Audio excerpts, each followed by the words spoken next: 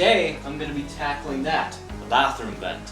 Now, it has sucked many a fart in the last 60 years, but today I think it is time to retire. We shouldn't really need too many more tools than this. Multimeter, flathead, Phillips head, wire strippers, wire cutters.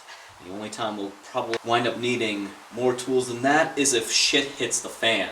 And oh, did it hit the fan. From supplies we'll need tape, a switch, and obviously a new fan. Start by turning off the breaker and verifying that the fan doesn't spin.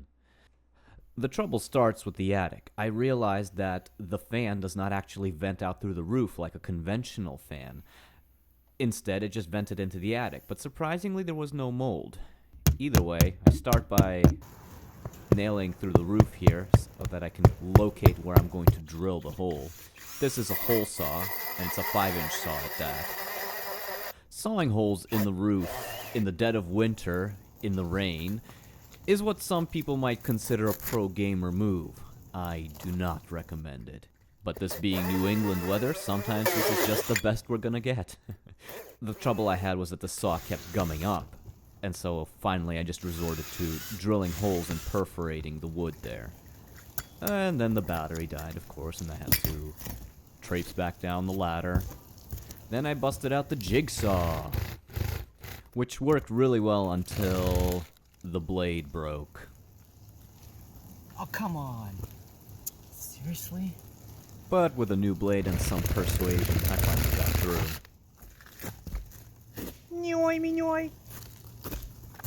Next, what I was trying to do was draw an outline of the vent here with my marker. And what you have to do here is cut out a smaller size than your outline, because your goal is to slip the vent underneath the shingles.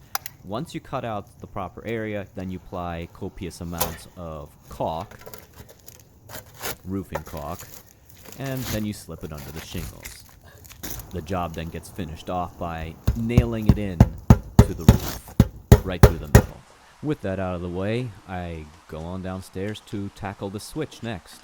This switch I actually liked quite a lot because it allowed me to select the speed of the fan. Inside here is a step-down transformer to accomplish that task.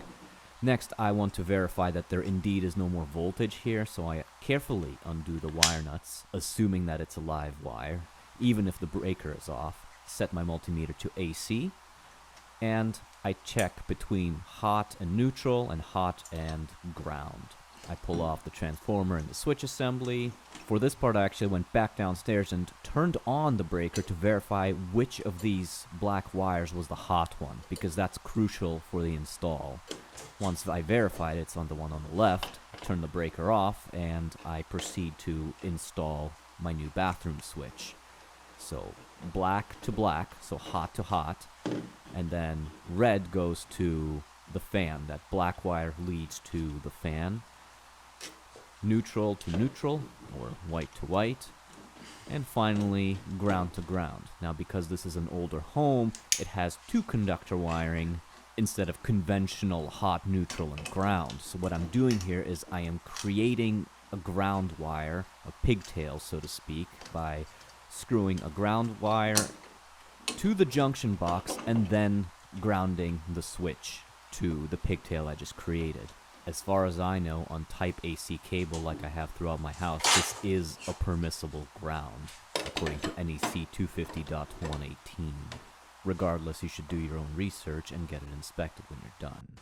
Next, it's time for the old fan to go, and it's somewhat bittersweet for me because I'm sure this fan looked awesome back in the day. It kind of looks like a propeller. It was chrome-plated. And evidently it was so strong that mold never got a chance to grow in the attic. And even while I'm in the middle of a shower, the mirror never fogs up. And when they say, oh, they don't blow them like they used to, remember, this is a 60-year-old fan, and it still works. That's incredible. Here I just cut an outline in the drywall, as according to the instructions, to fit for the new fan. Drywall saw is fine, but I prefer this multi-tool because it helps me make a really clean cut, at the price of a mess.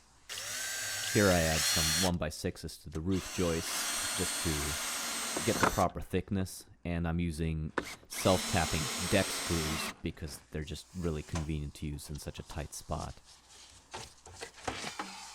Next comes the fan assembly housing, which I tried to make sure is pretty much flush with the ceiling, and I attached it with some screws to the joists I just added. Now, because there is no viable way for me to make a ground work with this special Type AC cable inside the fan housing, I'm adding a junction box and splicing it to some conventional Romex cable. That's just some 12 gauge Romex I had lying around.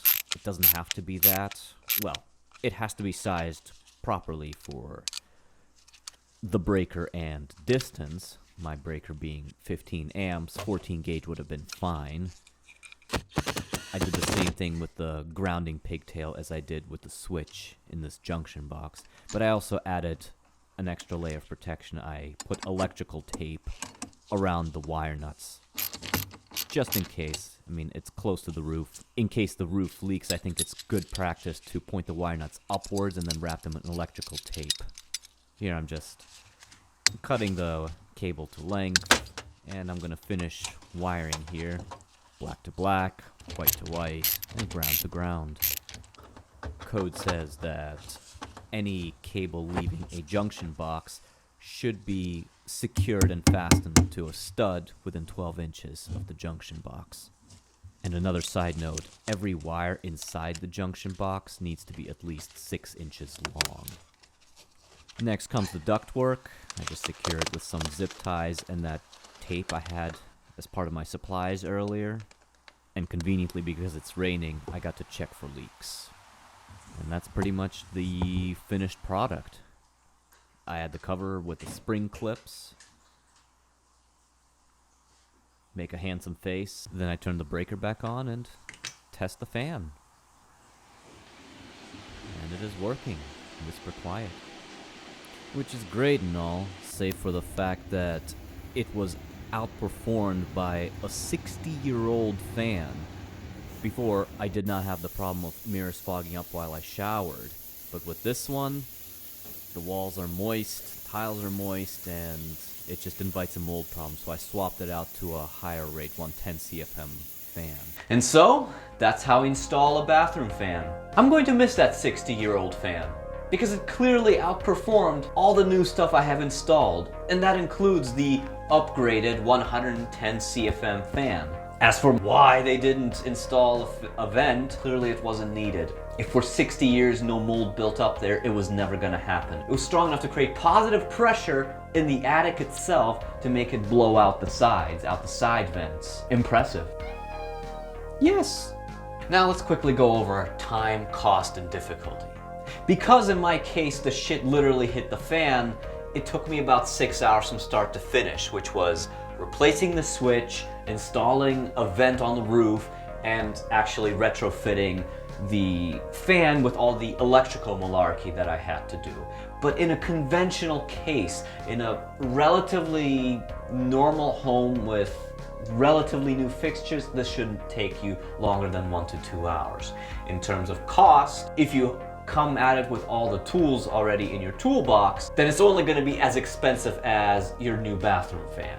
And finally, difficulty. If I were to assess this project as a whole as it pertained to my situation, that's gonna be foot through boot because it was horrendous. But if I were to evaluate this as individual little projects, so project 1, which is to replace the fan switch, easy. That's loose bootlaces. Anyone can do that. As for installing the roof vent, that's tugging on the bootstrap, but not terrible. It can definitely be accomplished by one person in a relatively timely manner as long as they come at it with proper tools and don't try to do it in the rain like I did. Finally, replacing the fan itself, that's tugging on the bootstraps. There's a little bit of difficulty in finagling with the wiring and choosing whether you want to actually screw it into the joists and secure it, or using the option, which a lot of manufacturers offer, you can just let it rest there against the drywall, and I think the spring compression secures it in place.